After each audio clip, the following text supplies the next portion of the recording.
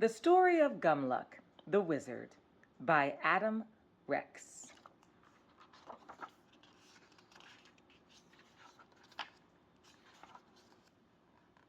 Gumluck's Guests. Let me tell you how I met the wizard Gumluck. It was Monday. "It's Monday," he said, in his little brass bed in the hill that he used for a house. On Mondays, Gumluck had visitors.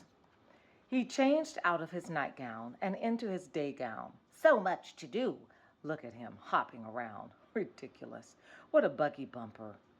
He used magic to sweep the floors. He made magic to polish the candelabra. That's when he saw that his upstairs pumpkin was downstairs, and his downstairs pumpkin was upstairs.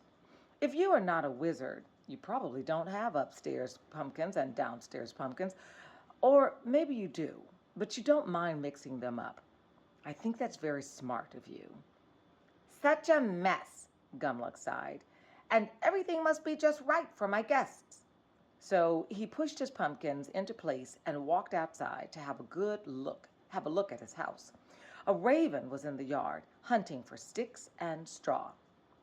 That's me. I'm the raven. Maybe you didn't know you were reading a story told by a raven. If you don't like it, you can leave.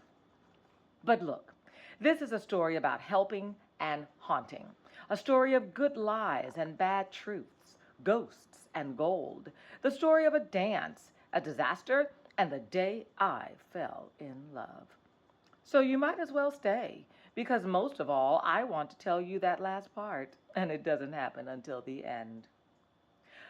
"Old Lady Crow," the wizard said to me, "today I will have visitors from town. They like to come say hello. You know how it is." I fluffed my feathers and said, "I am not so old, and I am certainly not a crow."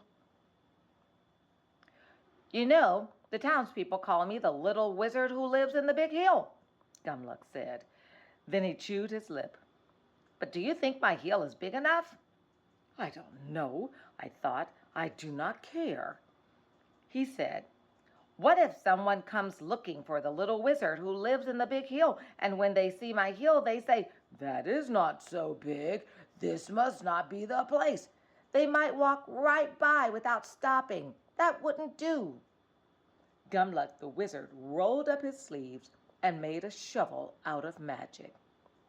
He made a bucket out of magic. He shoveled mud out of his shoveling hole and bucketed mud to the hilltop, where he plopped it. Then back down to the hill to shovel some more and back to the top. Plop! By his 44th fill, the top of the hill had grown so tall it touched the treetops, so tall that Gumluck's magic bucket bumped the hickory tree, the same tree where I had been building with sticks and straw. And that's when my nest fell from its branch and was dashed to pieces on the ground. "Hey!" I croaked, but shovel and plop, he did not stop.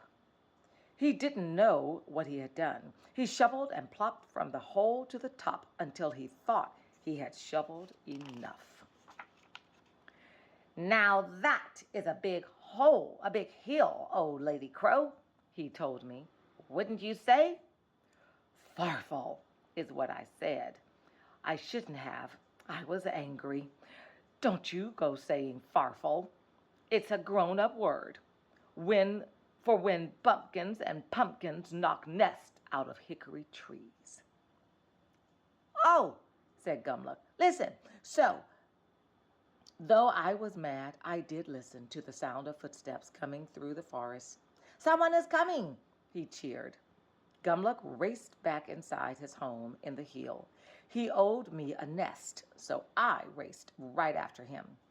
The little wizard took off his hat and measured himself against the wall.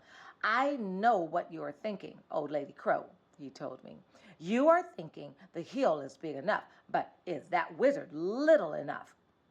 That is not what I was thinking. Gumluck said, What if I open my door to visitors and they say, 'We're looking for the little wizard who lives in the big hill, But you are not so little. This must not be the place. Goodbye. That would not do at all. I could tell you what I was thinking, but I'm not allowed to put those words in a book. Every week I measure myself from the bottom of my feet to the top of my hair, said Gumluck. And every week I find I have grown just a bit. So now I have to magic myself back down to size. I flapped my wings and said, What fool, I said. Your hair grew, not you. You are little, I told him. It is your hair that's big. You are small, and the hill is tall. And who even cares anyway? You old noodlehead, I finished. Like I told you, I was mad about my nest. Gumluck tilted his chin. I think I had better shrink myself a little, he said, just in case. And then Gumluck used magic to make his legs shorter. Now I am ready for visitors. I wonder, are you all like this? I haven't lived near humans much. You take some getting used to. Look, about my nest, I said, just as there was a knock at the door. Gumluck's first visitor was a woman from town. Hello, hello, said Gumluck as he let her in. Did you notice how big my heel is and how little I am? Just how you townspeople like it, right? Gumluck picked at his sleeves. Right? The woman didn't care to talk about heels and wizards. The woman did not even say hello. She needed a dress for the harvest dance, and she seemed to think it was Gumluck's job to make her one. Ah, the harvest dance, sighed the little wizard. Music and dancing under the stars. He leaned toward the woman with a sly look. And every year the townspeople crown a harvest hero. I wonder who you will choose to be harvest hero this year. I don't know, said the woman. So, the dress? Oh, sure. Gumluck used magic to teach some mice and birds how to sew, and he sent them all away together. Great, the woman said. She made a face as she left. I watched this from the windowsill. I think she just wanted you to make her a dress, I said. But now she will get her dress and a wonderful story, said the wizard. The second visitor was a man who wanted mussels. He did not say hello either. I guess no one says hello in this kingdom. Mussels, eh? Said Gumluck. Mussels to show off at the harvest dance, I suppose. Maybe you are hoping to be crowned harvest hero? It is not about mussels, though. The king says a harvest hero should be the person who has done the most to help the town. I just want mussels, said the man, and I don't want to exercise. Gumluck nodded like he understood. He snapped his fingers, and then the man had a lot of mussels. Too many mussels. You should see what he did to my nest, I told the man as he muscled angrily out of the door. Was he frowning? Asked Gumluck. Or did his new face muscles make it look like he was frowning? Maybe he was frowning about his new face muscles, I said.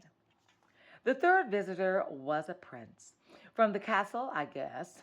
I never heard his name, so I'm going to call him Prince Whoop-de-Doo. He rode up, whoosh, in a shiny carriage with horses. It was all very pretty, very, very pretty. You know how some things are so pretty, they're ugly? It was like that. The carriage door opened and pink silk rolled out like a tongue. The driver played a trumpet, tootly-toot, And then Prince Whoop-de-Doo walked across the silk and in through Gumluck's open door. He looked like a fancy toilet brush. I disliked him immediately. He said, "Wizard, I order you to make Lady Pamplemousse fall in love with me." "Oh," said Gumluck. "I tried ordering Lady Pamplemousse," the prince explained, "but it did not work." Gumluck squirmed. "I could do that," he said. "Why does my tummy hurt?" "Because it is wrong," I said. "Even a noodlehead knows that. Love cannot be taken. Love is a gift. It has to be given." Prince Whoop-de-Doo scowled at Gumluck and said, "Then you have to make her give her to me." I said, "You do not have to do that." The prince pouted. "Look, are you going to do it or not?" Gumluck looked like he might faint. "I am not," he said. I could see it was hard work for him saying it. He so quickly made the man a lollipop out of magic and held the door for him. "Sorry," he added. "So sorry. Good luck with that lady." The prince grumbled as he left. "Silly wizard, probably would have turned me into a toad by mistake." I spat. "You were a toad when you got here." Then the prince went back in his carriage. Tootly-toot! The silk rolled up and whoosh! We were alone. "Too bad," Gumluck said. He picked at the star on his robe. "I guess that prince will tell his friends at the harvest dance that I wasn't helpful at all." I wanted to tell him that terrible toads do not have any friends. But sadly, that isn't true. Rich princes with full pockets will always have many friends standing near, waiting for the money to fall out. Besides, I had not forgotten about my nest. I said, "Listen, Butternut, if you help anyone today, it should be—" I was interrupted by a fourth visitor, a man with tears on his face. Great. "My daughter!" he cried. "She's lost in the haunted forest." Without a word, Gumluck leaped up and ran out the door. "What?" I squawked. I took wing and chased after him. "What are you doing?" I cried. He didn't answer. Are you running into the haunted forest? Fool! You are too foolish to know what is good for you," I said. "Stop and think. It is a dangerous place. Many of the ghosts there are hungry and hateful." "Yes," said Gumluck as he ran. "It is no place for a child." It was easy to see where the regular forest ended and the haunted forest began. It was like a black eye on a pretty face. Gumluck ran in through the rotten trees and the sobbing rain. I stopped at the edge of it, afraid. I could not see Gumluck any more. "Silly," I said. "Silly wizard. You don't just run into the haunted forest. I know all about the haunted forest." The wind howled through rickety branches. I said, "All right, enough is enough. Come back now." Lightning flashed and thunder crashed. I sniffed. He was gone. That's too bad, I thought. Plus, he owed me a nest. Then, to my surprise, Gumluck walked back through thick shadows with a girl in his arms. Back at the house in the hill, the father hugged his daughter tight and rushed her back to town. "There you go, old Lady Crow," said Gumluck. "Home to a warm bath and a warm bed." I sat on the mailbox and clucked. unbelievable. You clean, you shovel, you shrink yourself to please them, you do what they ask, you do not complain, you do not even make them say thank you. Gumluck dangled his little legs over the edge of the big hole. A thank you is a gift, he said. It has to be given. Well, yes, I said. Even a noodlehead knows that. I ruffled my feathers. Still, some people want too much and give too little. Gumluck nodded and looked at his toes. I want something, he admitted, but it is a secret. I said.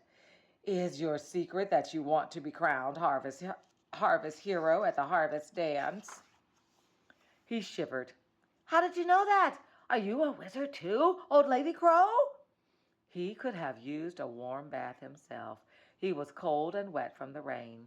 I wondered just what he'd seen in that haunted forest. I decided I could complain about my nest later.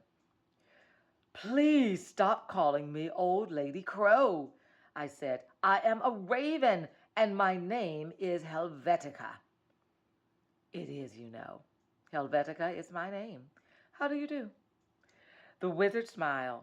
And I am Gumluck, he said. The people in town call me the little wizard who lives in the big hill. Actually, now the people in town are calling him the shrinking wizard who lives next to a big hole. But I didn't know that yet.